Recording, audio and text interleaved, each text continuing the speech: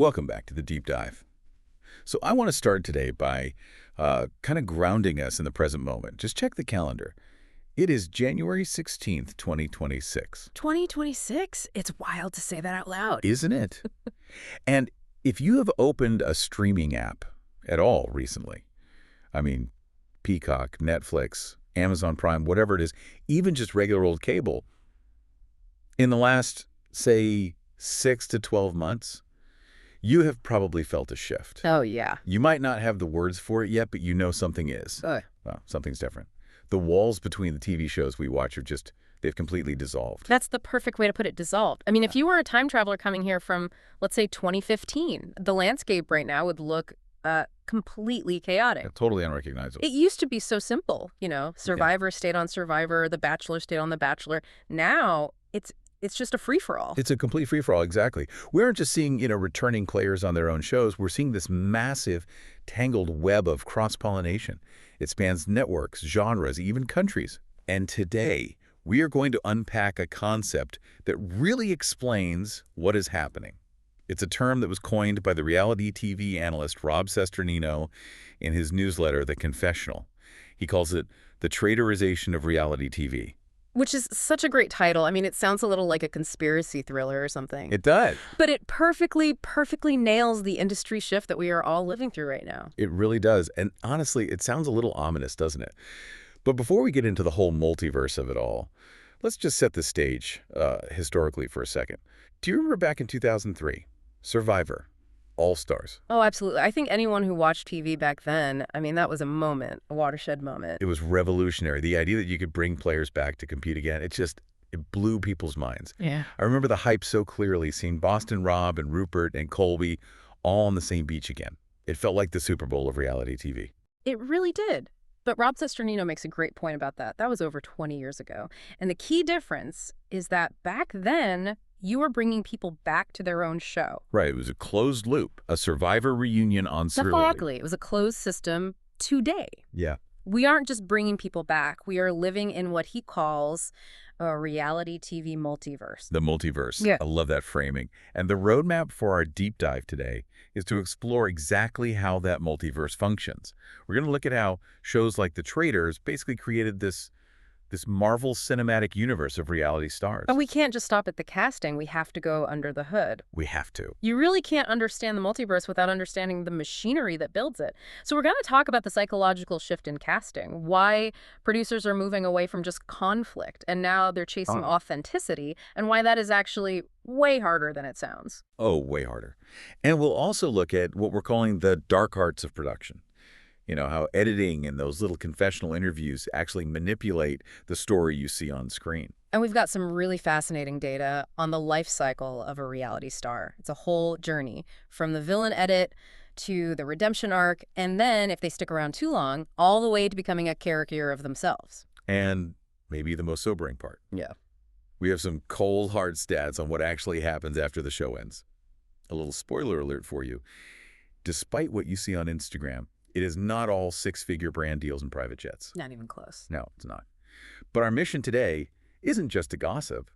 It's to understand why we watch this stuff, how the sausage is actually made, and what this whole funhouse mirror reflects about, modern leadership and even our society. So let's dive in segment 1, the reality multiverse.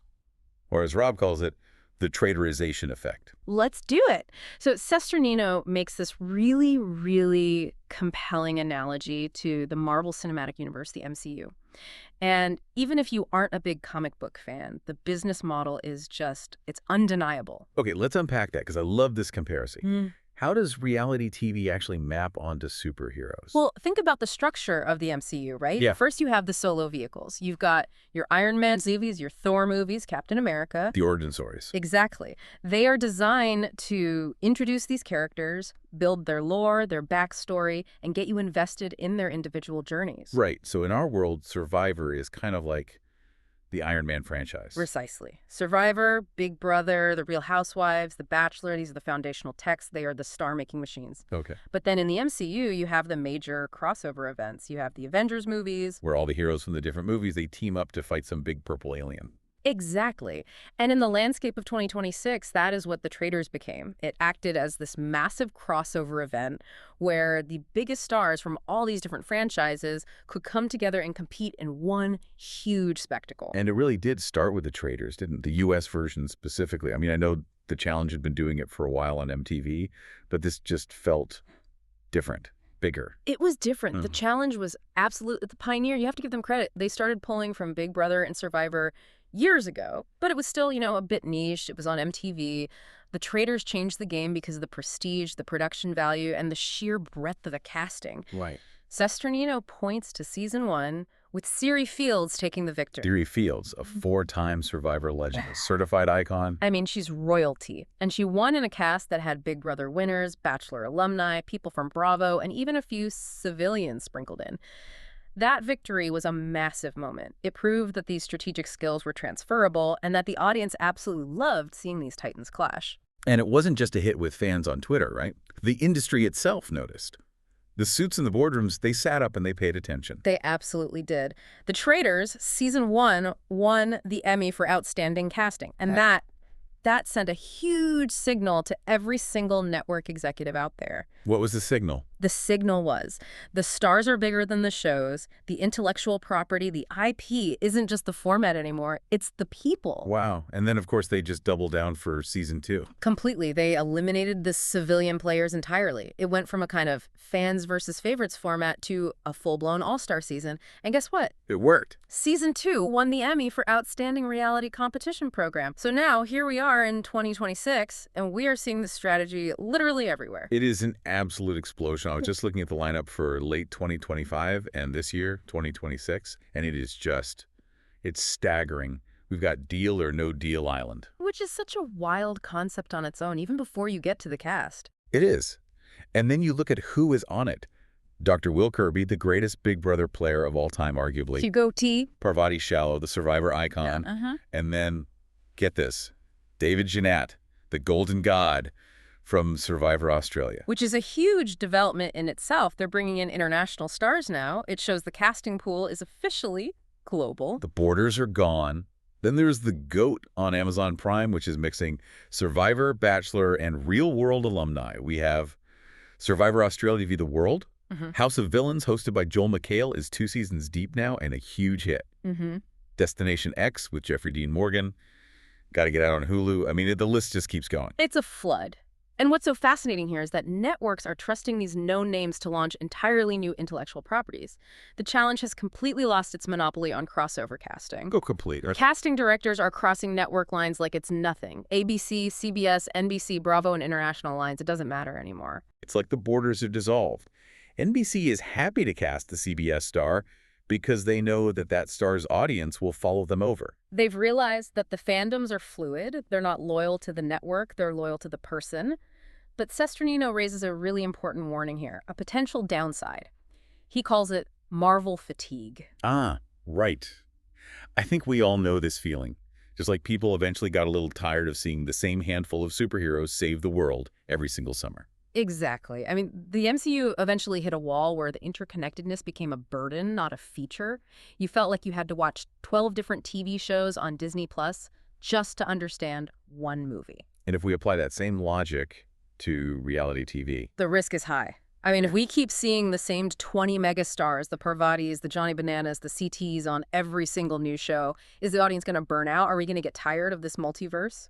It could start to feel a bit like a high school reunion that just never, ever ends. Precisely. Yeah. And if that fatigue sets in, we might see a collapse. And maybe a return to the basics, new casts, new concepts, totally fresh faces. But for right now, in 2026, we are at peak traitorization. The strategy is more stars, more crossovers. So we have these massive casts of returning stars. But obviously, the industry still needs to find new blood eventually. Which I think brings us perfectly to segment 2, the evolution of casting. Because apparently, even when they are casting new people, the old rules just don't apply anymore. No, they really don't. The entire playbook has been rewritten. And we have some great insights here from Bennett Graebner, who's a longtime executive producer. He's seen this whole evolution firsthand. He describes the old bucket system of casting, which was the standard about, 10 or 20 years ago. Bucket system. I love that. It's such good industry jargon. Tell me about the buckets. It was a very simple and, for a long time, a very effective formula. The number one goal was explosive conflict. You wanted fireworks, you wanted tables flipped, you wanted screaming matches. So casting producers would look for specific archetypes to fill these buckets. So it's like checking boxes on a list. Okay, we've got our villain. Exactly. You needed the villain, someone naturally abrasive or confrontational. You needed the slacker, someone the often look down on and judge. Yeah. You needed the sweetheart, the person to root for. You needed the wild card. And you basically put all these volatile ingredients into a pothouse, an island, a castle. You turn up the heat, maybe add some pressure, and just wait for the explosion. Precisely. And for a long, long time, that worked. It built the entire genre. But Graebner points out that the audience, we all got savvy. We learned to recognize the tropes. Oh, yeah. We can spot the villain edit a mile away now. We know when someone is being set up as the villain in the first 5 minutes of the pilot. We know the music cues. We know the shady cuts to a confessional.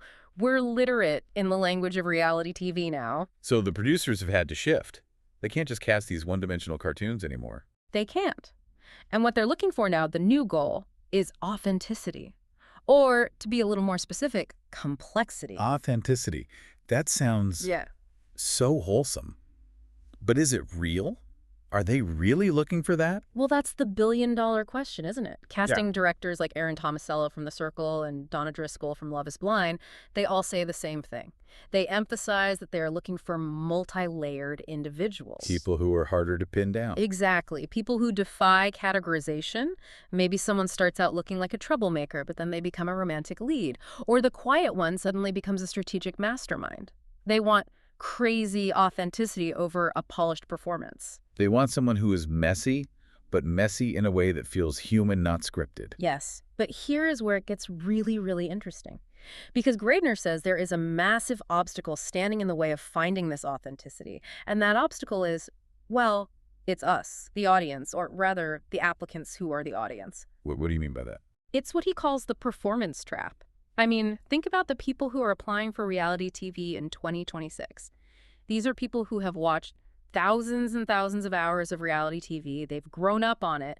It is their second language. So they know all the beats. They know how to produce themselves. They know exactly what gets you screen time. They know the viral moments. They know what kind of confessional gets clipped for TikTok. So when they show up to a casting call, they aren't actually being themselves. They are performing the real. Performing the real. Wow.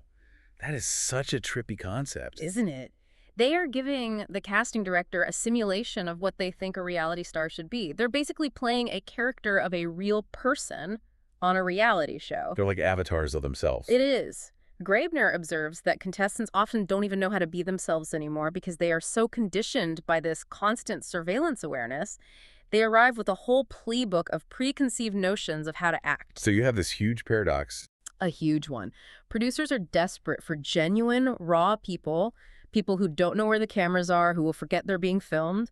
But the pool of applicants is more produced and self-aware than ever before. It's like everyone is walking around with a little ring light in their soul. That is a disturbingly accurate way to put it. And it makes the job of casting so incredibly difficult.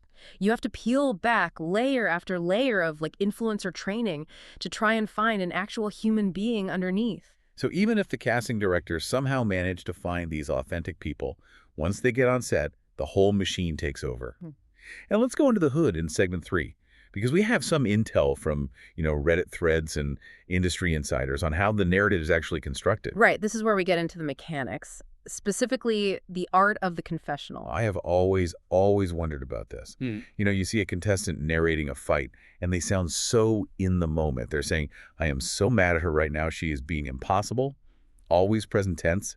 But clearly, they're sitting in a nice, quiet chair somewhere else. And often they aren't even in a different outfit.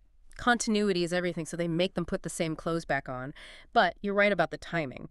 Based on insights from shows like Hell's Kitchen and Top Chef, we know that these confessionals are very rarely filmed in the actual moment. So when are they filmed?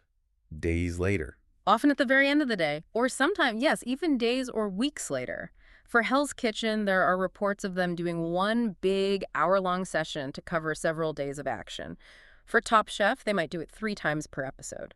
But here's the key, what you mentioned, the grammar of deception. The grammar of deception. Contestants are explicitly instructed, they are coached to speak in the present tense. So they have to sit there 3 days after a fight, they've probably already gotten over with someone, and say, I am so angry, instead of, I was so angry. Exactly. It creates this illusion of immediacy. It makes you, the viewer, feel like you are riding that emotional roller coaster with them in real time.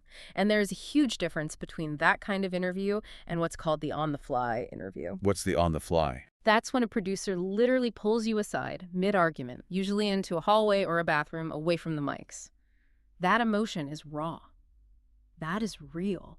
The weekly sit-down interview that is dressed up, it's scripted, and it is heavily prompted.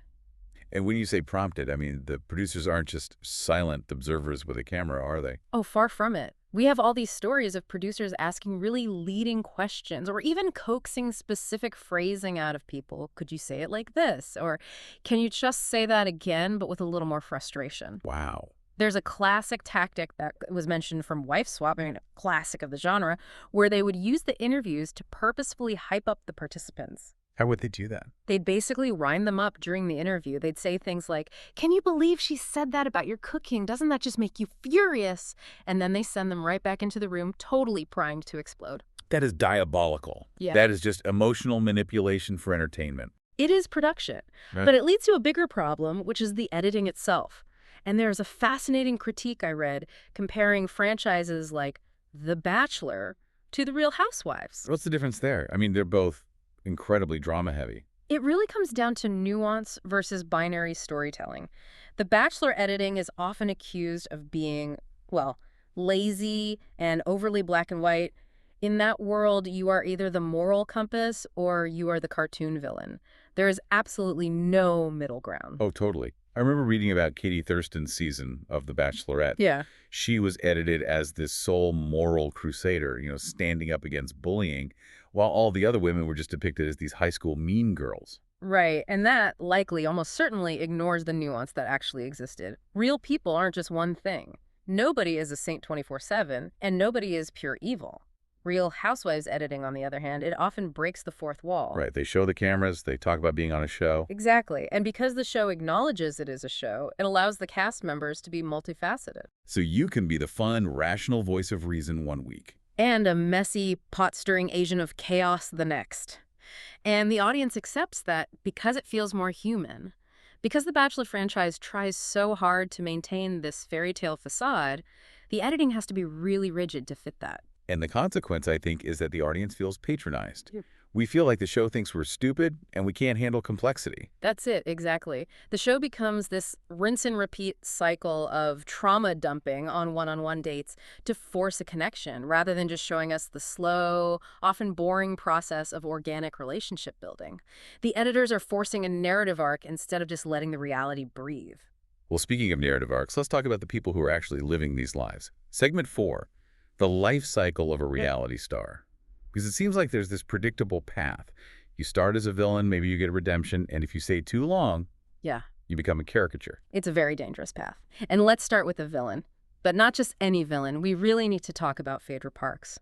The Queen, she was so incredible on the Traitors. Yeah. Her commentary was just legendary. Lord, not Ekinsu. I think I have that on a t-shirt somewhere. She is undeniably incredibly entertaining. She's witty, she's sharp, she has the best one-liners, she is the perfect TV villain. Right. But if we look at the source material specifically, discussions comparing her Traitors run to her past on Real Housewives of Atlanta, there's a really stark distinction between a TV villain and a real-life villain. Okay, this is the T. What is the difference? Because on Traitors, she was so lovable. On Traitors, she's playing a role in a game that is about deception. It's fun, we're in on the joke. But in reality, on RHOA, she faced some incredibly serious allegations.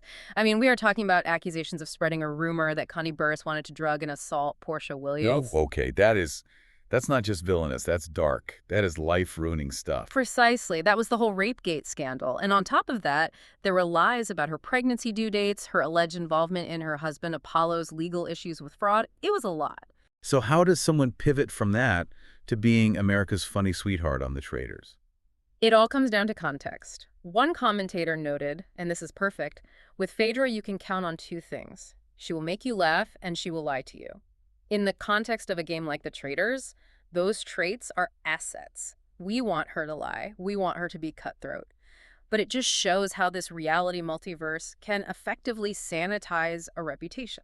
That's fascinating. So that's the villain. What about the redemption arc? I mean, everyone loves a comeback story. They do, but a true redemption arc, according to narrative theory from places like Blue Rose Publishers, it requires mechanics. It's not magic. Right. It needs a catalyst for the change and a struggle to make it stick. It cannot be instant. So you can't just show up on a new show and say, hey, I'm nice now. You have to actually earn it. Exactly. Look at Bachelor Nation. Perfect example. Thomas Jacobs. He was the absolute villain on Katie's season of The Bachelorette.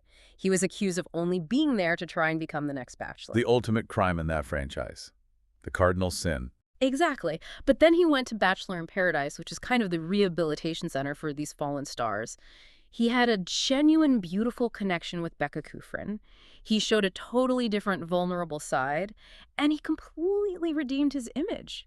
The audience saw the change happen. But it can go the other way too, right? You hear about the reverse arc. Oh, absolutely. Yeah. Blake Horseman. He was a fan favorite on Becca's season. Everybody loved him, thought he was the sweetest guy. He went to Paradise and got tangled up in this messy love quadrangle from the Stagecoach Music Festival. He became the villain overnight. So returning to the scene of the crime, the show, it's a massive gamble. You are literally handing your life and reputation back to the editors. It's a huge gamble, and sometimes the smartest move you can make is the Tyler Cameron move.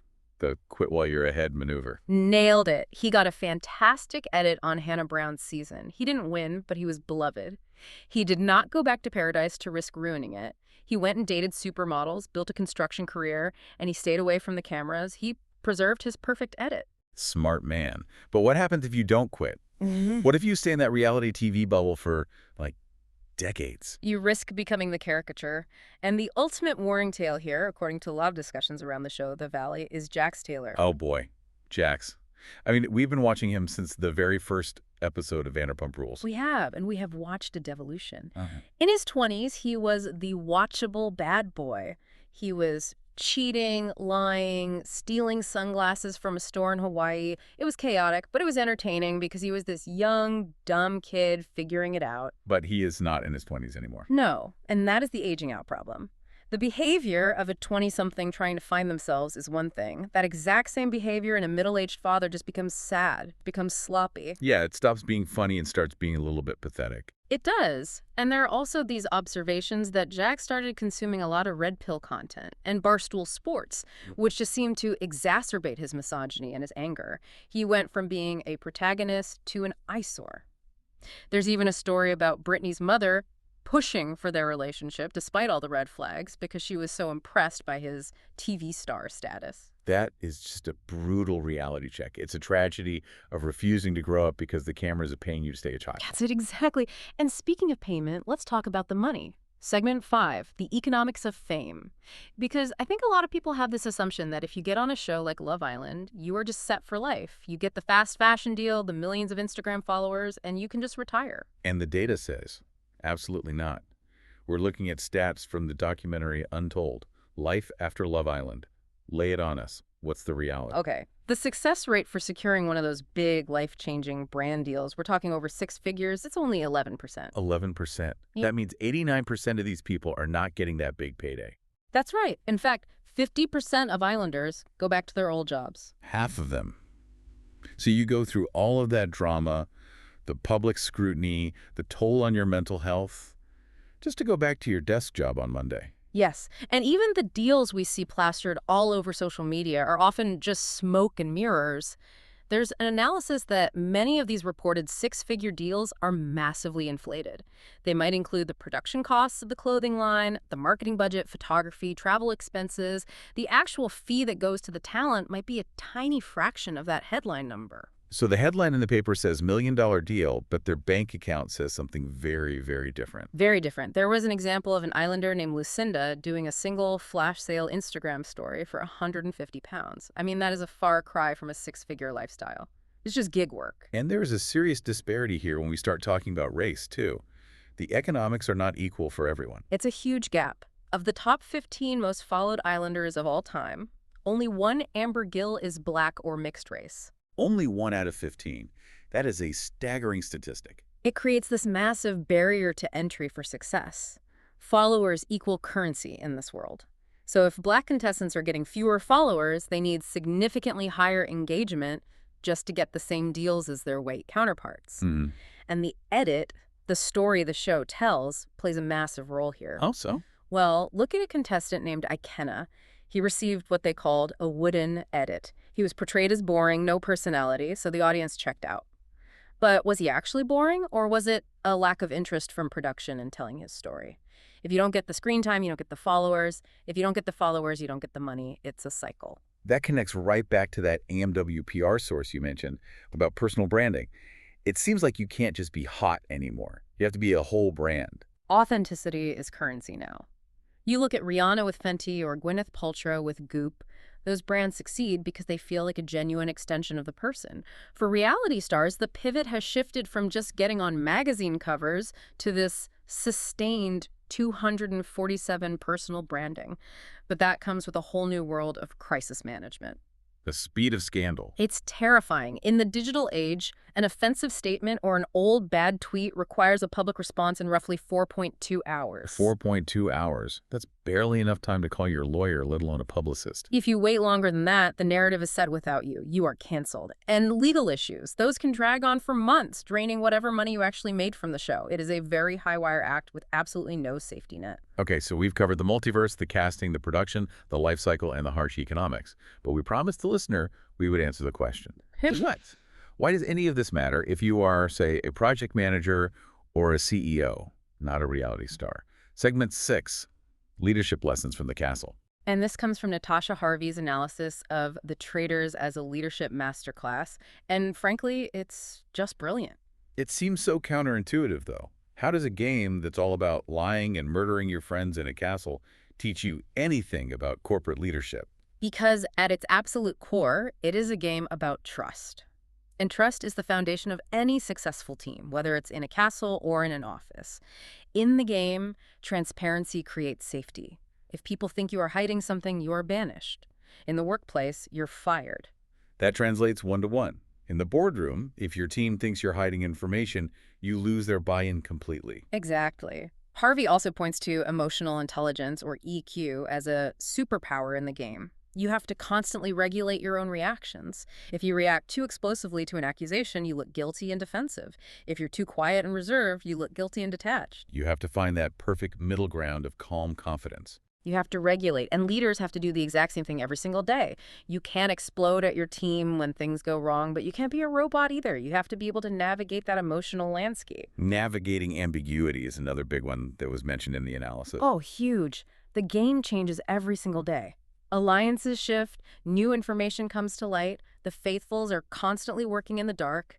Navigating that kind of ambiguity perfectly mirrors navigating a corporate restructuring or a sudden market shift. You have to be able to adapt your strategy when the variables change on you overnight. And the ultimate lesson, the big takeaway. Authenticity wins, even in a game that is built on lies. The people who tend to go the furthest, and often the ones who win, like Siri or the most beloved faithfuls, are those who stay true to their core personality. People can spot a fake. They follow authenticity. They reject performance. If you are faking it, people will smell it a mile away. Which brings us completely full circle to why we even watch this stuff in the first place. It does. We're back to this idea of tournaments of ritual. It's a concept from the Journal of Marketing Management. We watch these shows because they are spectacles. Yes, the drama is fun. But we also watch them to judge authenticity. We want to see ourselves in that struggle. We want to see how real people react under immense pressure. So as we wrap up this whole deep dive into the traitorization of reality TV, we have to ask the big question. Where is this all going? Rob Cesternino warned about Marvel fatigue. As we sit here in 2026, looking at this massive, sprawling multiverse of interconnected shows, are we on the verge of a collapse? yeah, are we going to get sick of the polished, professional, career reality star? Will we start to demand something raw and unpolished again? Well, history tends to be cyclical. When things get too produced, too glossy, the audience eventually starts to crave some grit. We might just be due for a reset. So here's our final thought for you to mull over today. In your own life, in your professional life, your social life, we all have an edit. We all curate how we present ourselves to the world. And the question is, are you playing for the confessional, Are you trying to create drama, trying to be the main character, performing for some invisible audience? Or are you playing for the win-building long-term trust, showing up authentically and just doing the actual work? Because the camera might turn off, but your reputation lasts forever. Thanks for diving deep with us. See you next time.